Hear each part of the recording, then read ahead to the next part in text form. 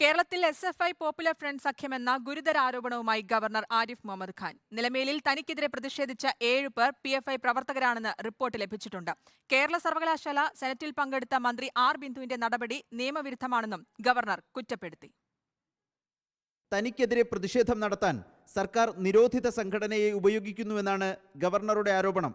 നിലമേലിൽ പ്രതിഷേധിച്ചവരിൽ 7 പേർ PFI പ്രവർത്തകരാണ്. ഇത് സംബന്ധിച്ച് വിവരം കിട്ടിയിട്ടുണ്ടെന്നും governor. They are not by SFI alone. That is a joint venture of SFI and PFI. The 12 people who have been arrested in Nilemel, 7 are known PFI volunteers. University നടപടികളിൽ pro chancellor ഇടപെടരുതെന്ന് supreme കോടതി വിധി പറഞ്ഞിട്ടുണ്ട്. കോടതി വിധി ലംഘിച്ചാണ് മന്ത്രി R Bindu Kerala സർവകലാശാല senate യോഗത്തിലെത്തിയത്. മന്ത്രി മിനിമം മര്യാദ പോലും കാണിച്ചില്ലെന്നും ഗവർണർ പറഞ്ഞു. വിഷയത്തിൽ ഗവർണറെ പരോക്ഷമായി കുറ്റപ്പെടുത്തുന്നതായിരുന്നു ആർ ബിന്ദുവിന്റെ പ്രതികരണം.